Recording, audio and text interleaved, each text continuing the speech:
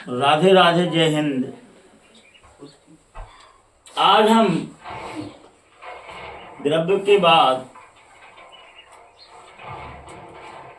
द्रव्यमान, द्रव्यमान और भार पढ़ेंगे। वेट एवं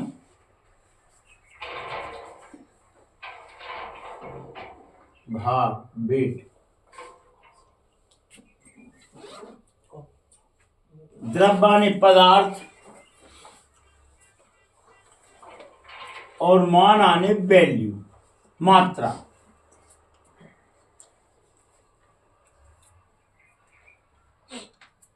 तो किसी पदार्थ में उपस्थित द्रव्य मतलब अणुओं, आयन, परमाणुओं की कुल मात्रा को द्रव्यमान कहते हैं। इसे एम से व्यक्त करते हैं। पेंसिल पेन है, इस पेन में पदार्थ की जो मात्रा है उसे हम कहेंगे द्रव्यमान। इसे एम से व्यक्त करते हैं। और इस पर लगने वाले गुरुत्वाकर्षण बल को और जोड़ दें। इस पर लगने वाले पृथ्वी के या जिस पिंड पर ये है उसके आकर्षण बल को या गुरुत्वाकर्षण बल को और जोड़ दें तो वो कहलाने लगेगा वेट।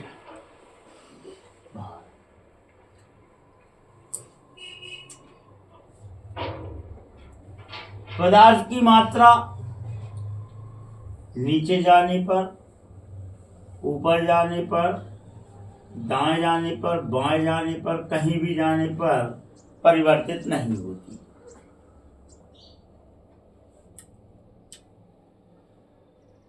मान लो 1 किलो शुगर में जो अणुओं की संख्या है वो निश्चित रहेगी और वो ही उसका क्या कहलाएगा, मास या द्रव्यमान।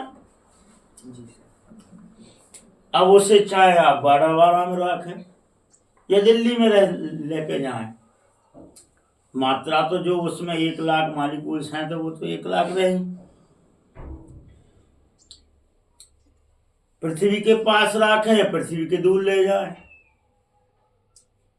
नंबर ऑफ मालिक्यूल्स या पदार्थ की जो वैल्यू है, मात्रा है, वो कभी चेंज नहीं होगी। लेकिन जिस प्रकार हम किसी मैग्नेट के पास कोई वस्तु ले जाते हैं पास में तो उसका आकर्षण बल बढ़ जाता है और मैग्नेट से दूर ले जाए तो आकर्षण बल कम हो जाएगा। तो ऐसे हम पृथ्वी से अगर किसी वस्तु को ऊपर की ओर ले जाए तो उसका जी का मान कम जाएगा, मतलब वेट घट बढ़ सकता है, वेट घट बढ़ सकता है। लेकिन द्रव्यमान में कोई परिवर्तन या कोई चेंज नहीं होता। इसकी इकाई न्यूटन होती है। इसकी इकाई क्या होती है, इकाई भार की। तो भार बराबर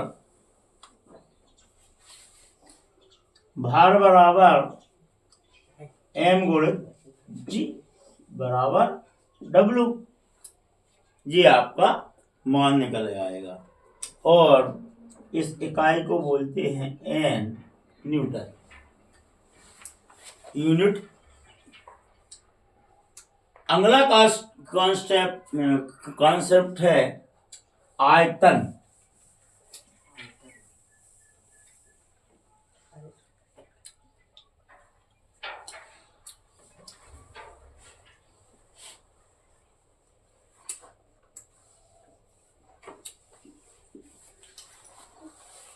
वॉल्यूम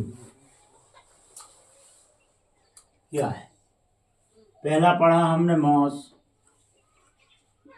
द्रव्यमान, दूसरा पढ़ा वेट, तीसरा पढ़ रहा है अब आयतन, वॉल्यूम।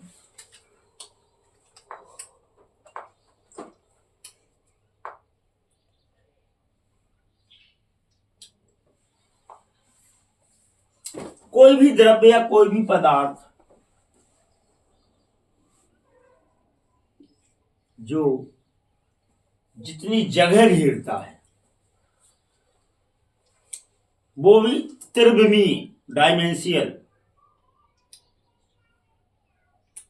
जैसे इस डिब्बी की बात करें तो केवल इसकी बात नहीं होगी जो जी जगह घेर रही, इसके ऊपर नीचे दाएं बाएं टोटल स्पेस जो घिरता है उसे हम आयतन कहते हैं। जैसे एक घन घनाभ लें तो ये आयतन नहीं कहलाएगा। आयतन कौन सा कहलाएगा? जो उसने टोटल जगह, ऊपर की साइड भी, साइड में भी एक गुब्बारा लें या ये गोला लें, इसे जमीन पर रखें तो जमीन वाली जगह नहीं घेरेगा। इसके घेरा जो डायमेंशियल त्रिविमीय स्थान को घेरती है उसे हम आयतन कहते हैं। आयतन का मात्रक लंबाई है, लेंथ, और इसका आईएस मात्रक एम स्क्वायर कहलाएगा। क्या कहलाएगा? एम स्क्वायर आईएस मात्रक कहलाएगा। वेट का कहलाएगा न्यूटन, इसका एम स्क्वायर। तो जब कोई पदार्थ त्रिविमीय स्थान को घेरती है, स्पेस को घेरती है डायमेंशियल, तो उसे हम कहेंगे आयतन। आयतन के बाद है डेंसिटी, घनत्व। घनत्व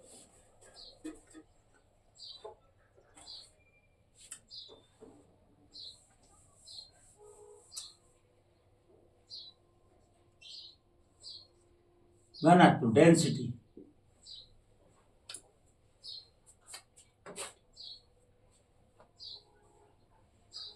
किसी पदार्थ का घनत्व, किसी पदार्थ का घनत्व प्रति इकाई आयतन में द्रव्यमान को डेंसिटी कहते हैं। जैसे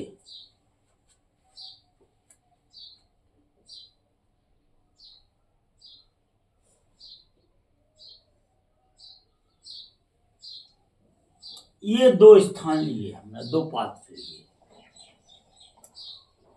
दो पात्र लिए। यहां भी हमने किसी पदार्थ के 100 मालिक्यूल्स डाले और वो इस 100 मालिक्यूल्स हमने यहां डाल दिए, तो ये इसका आयतन कहलाएगा। मात्रा समान है लेकिन स्पेस ज्यादा कम हो सकता है, तो यहां कहेंगे कि इसकी डेंसिटी ज्यादा है, इसकी डेंसिटी कम है। मालिक्यूल जितने पास पास होंगे उसका आयतन उतना छोटा होगा, और जितना आयतन छोटा होगा और पदार्थ की मात्रा ज्यादा होगी तो उसे उसका घनत्व या डेंसिटी कहेंगे। जैसे कि एक गांव में 100 घर हैं सेम, दूसरे गांव में भी 100 घर हैं, और वो 100 घर में 1000 आदमी आधा किलोमीटर में रह रहे हैं और आधा किलोमीटर की जगह वही 1000 आदमी 1 किलोमीटर में रह रहे हैं, तो हम कहेंगे कि आधा किलोमीटर वाले गांव की जनसंख्या घनत्व ज्यादा है और 1 किलोमीटर वाले की कम है, क्योंकि वहाँ नंबर ऑफ व्यक्ति पर्सन, जगह ज़्यादा है, संख्या उतनी है, और आधा किलोमीटर में स्पेस या जगह कम है, तो प्रति व्यक्ति ज़्यादा है। बात समझ तो गए ना? तो हम कह सकते हैं घनत्व का IS मात्रक द्रव्यमान का IS मात्रक बटे आयतन, M बटे V, M बटे V बराबर डेंसिटी। डेंसिटी का IS मात्रक बराबर M का मात्रक बटे V का मात्रक, IS मात्रक, तो ये कहलाएगी आपकी डेंसिटी। अगला क्वेश्चन है तत्व और परमाणु। पहले भी हम इसके बारे में चर्चा कर चुके हैं। आज और हम स्पष्ट चर्चा करते हैं परमाणु और तत्व क्या है।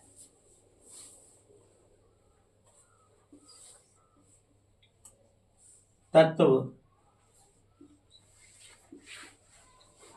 परमाणु, यौगिक और अणु, दो कॉन्सेप्ट क्लियर है। किसी पदार्थ को इतना डिवाइड किया जाए, इतना डिवाइड किया जाए, इतना तोड़ा जाए, इतना तोड़ा जाए, इतना तोड़ा जाए कि उसे और ज्यादा नहीं तोड़ा जा सके और वह रासायनिक अभिक्रिया में भाग ले सके।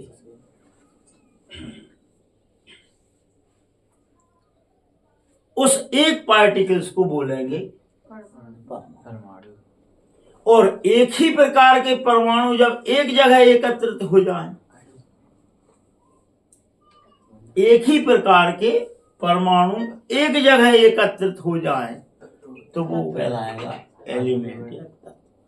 जैसे Ag सिल्वर, Au गोल्ड, शुद्ध अवस्था में 1000, 1 लाख, 10 लाख एटम एक जगह एकत्रित हो जाए, आयरन, तो वो क्या कहलाएगा तत्व। और परमाणु से मिलकर अणु बनते हैं, वो वैलेंसी आधारित हैं। जैसे H2O,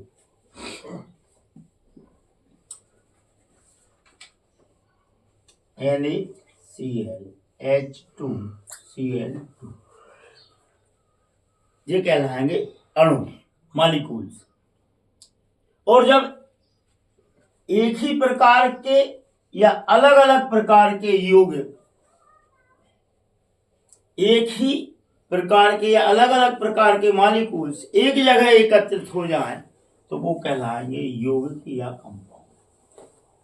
NaCl की ये डिल्ली रहेगी, वो कहलाएगी तत्व, तो नहीं कहलाएगी वो, पर क्या कहलाएगी यौगिक, पदार्थ कहलाएगी, द्रव्य कहलाएगी, कंपाउंड कहलाएगी। और एक ही प्रकार के एटम तत्व कहलाएंगे, और एक ही प्रकार के तत्व शुद्ध तत्व होता है। और एक ही प्रकार के अणु जब एक जगह एकत्रित होते हैं तो वो शुद्ध पदार्थ कहलाता है। और इसमें अगर मान लो जल में NaCl के मॉलिक्यूल्स मिला दिए जाए तो उसको मिश्रण कहते हैं, उसको क्या कहेंगे मिक्सचर, अशुद्ध पदार्थ, वो फिर शुद्ध पदार्थ नहीं रहेगा। तो आप एलिमेंट, परमाणु, यौगिक और अणु चारों की डेफिनेशन मेरे ख्याल से समझ चुके हैं। अब अणु क्या है और अणु कितने प्रकार के होते हैं। मोनो एटमिक अणु, हीलियम, नियॉन, आर्गन, ग्रेफाइन, जी हाँ, इनकी आयनन ऊर्जा शून्य होती है और यह आपस में क्रिया नहीं करते। इसीलिए ये है मोनोएटमिक, मतलब एक परमाणु वाले अणु होते। दूसरे डाई एटमिक वाले H2Cl2 और ट्राई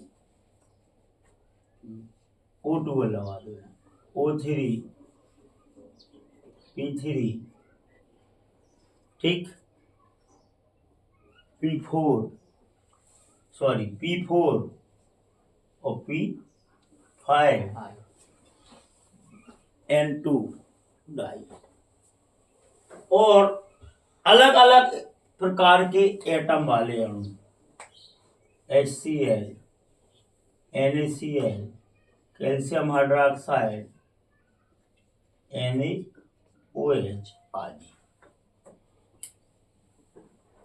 जब एक ही परमाणु वाला अणु होता है उसे मोनोएटमिक, दो एक समान डाईएटमिक, 3 और 4 वाले भी होते हैं, और अलग अलग प्रकार के एटम आपस में मिलकर भी अणु बनाते हैं।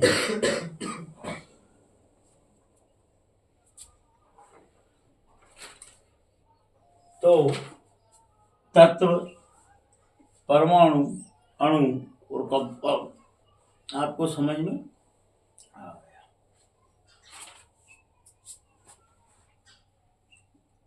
एलिमेंट, एटम, मॉलिक्यूल्स और कंपाउंड। अब यहां से फिर नया कॉन्सेप्ट चालू होता है, परमाणु द्रव्यमान। परमाणु द्रव्यमान, परमाणु द्रव्यमान किसी भी चीज की मात्रा या वेट को नापने के लिए हमें कोई ना कोई मेजरमेंट चाहिए, यूनिट चाहिए, और उसका तुलनात्मक अध्ययन करना पड़ेगा। जैसे हमने एक 1 kg बराबर 1000 ग्राम और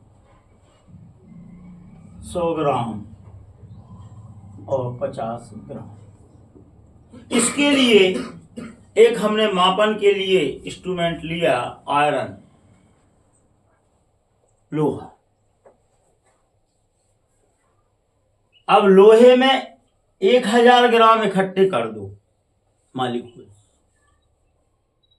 तो वो कहलाएगा 1 kg। और 1 kg में 100 kg मिला दो तो 1 कुंटल कहलाएगा। इसे जस्ट आधा कर दो, आधा kg कहलाएगा, 1/2। लेकिन मेजरमेंट के लिए हमने ले लिया यहां पर आयरन। अब 500 ग्राम 1000 ग्राम की तुलना में अन्य पदार्थ कितना कम भी हो सकता है, ज्यादा भी हो सकता है। अगर किसी हम 72 को 1 kg के बराबर नापें तो हो सकता है जो आयरन का आयतन है 1 kg 1 किलोवाट का आयतन है 72 उससे छोटा हो। नंबर ऑफ मॉलिक्यूल्स ज्यादा हो, डेंसिटी ज्यादा हो उसकी जगह कोई अनाज ले लें, हम गेहूं ले लें, चना ले लें, तो दोनों में अंतर आएगा। चना का 1 kg में चने की संख्या अलग होगी, गेहूं की संख्या अलग होगी, तिल्ली की संख्या अलग होगी।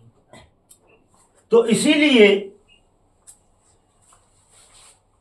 परमाणु द्रव्यमान, एटॉमिक मास में कार्बन 12 C12 की तुलना में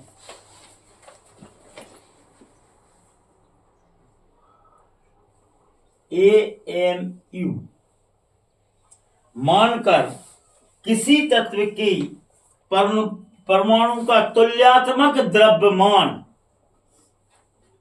C12 को AMU में किसी पदार्थ की तुल्यात्मक द्रव्यमान को परमाणु द्रव्यमान कहते हैं या परिभाषित किया जा सकता है। इस प्रकार किसी तत्व का एक परमाणु C12 में अन्य तत्व के जितने भी परमाणु जुड़ेंगे उसे हम एक परमाणु मान के चलेंगे। क्यों C12 ही क्यों लिया? क्योंकि कार्बन में 6 इलेक्ट्रॉन होते हैं और 6 प्रोटॉन होते हैं। इसका टोटल मार्क एक परमाणु बराबर कितना माना है जिनने? 12, 6 दूनी 12। अब स्वाभाविक है कि इसकी तुलना में हम जब हाइड्रोजन को लेंगे तो हाइड्रोजन का कितना होगा? 2, तो 6 चढ़ेगा नीचे। एक कार्बन की तुलना में 6। जस्ट इससे हम Cr ले लें 24 है, नहीं 12, 24, हाँ, तो 24 दूनी 48, 4 चढ़े यहाँ पे। एक एटॉमिक नंबर कितना है? 24। लेकिन न्यूट्रॉन की संख्या कम बढ़ हो सकती है, इसीलिए परमाणु द्रव्यमान भी थोड़ा चेंज हो सकता है, ज्यादा या कम। तो कुल मिला के हम कह सकते हैं कि कार्बन के एक AMU भार के बराबर अन्य किसी तत्व के परमाणु का जो तुल्यात्मक मान होता है उसे परमाणु मास या एटॉमिक मास या परमाणु द्रव्यमान कहते हैं। समान तौर पर हम यह कह सकते हैं कि परमाणु इलेक्ट्रॉन, प्रोटॉन, न्यूट्रॉन से मिलकर बना है। तो परमाणु में उपस्थित इलेक्ट्रॉन, प्रोटॉन और न्यूट्रॉन के कुल मास को जोड़ दिया जाए तो वह उसका परमाणु द्रव्यमान कहलाएगा, जिसे तुल्यात्मक रूप से मेजरमेंट मापन हम C12 से कर सकते। समान तौर से मान लो सोडियम का एटॉमिक मास 11 है, एटॉमिक नंबर, तो यहाँ पर 11 इलेक्ट्रॉन और 11 प्रोटॉन और कुछ न्यूट्रॉन, तो लगभग सोडियम का 22.989 इसका क्या होगा? परमाणु द्रव्य। तो जिन पार्टिकल्स का मास जैसे कहेंगे व्यक्ति का द्रव्यमान, तो व्यक्ति के हाथ का द्रव्यमान, व्यक्ति के पैर का द्रव्यमान, व्यक्ति के सिर का द्रव्यमान, सबको जोड़ दिया जाए तो वो क्या कहलाएगा? व्यक्ति का कुल द्रव्यमान। इसी प्रकार परमाणु में उपस्थित इलेक्ट्रॉन, प्रोटॉन और न्यूट्रॉन के कुल मास को योगात्मक कर दिया जाए तो वह उसका परमाणु द्रव्यमान किया जाएगा, और एक परमाणु द्रव्यमान बराबर C12 के बराबर माना जाता है। इससे मापन किया जा सकता है। अब अगला क्वेश्चन है ग्राम परमाणु।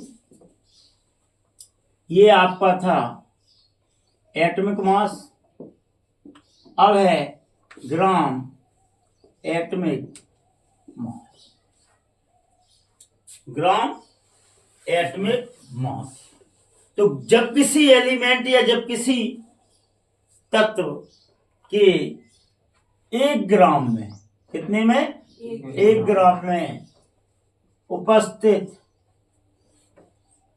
एटमों के मास को ग्राम एटॉमिक मास कहेंगे।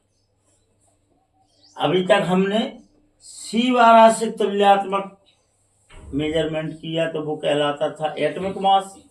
अब उसे हम 1 ग्राम से ले लें तो वो कहलाएगा ग्राम एटॉमिक मास।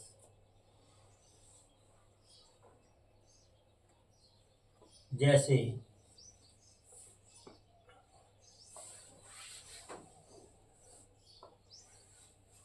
ऑक्सीजन का परमाणु द्रव्यमान 16 है तो इसका ग्राम परमाणु द्रव्यमान भी 16 होगा, क्योंकि वो 16 के बराबर 8 इलेक्ट्रॉन 8 प्रोटॉन। ऑक्सीजन हाइड्रोजन का लगभग 1.008 माना गया है और नाइट्रोजन का 14। इसे हम परमाणु एटॉमिक मास और ग्राम एटॉमिक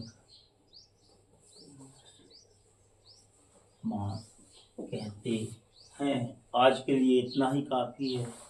राधे राधे, जय।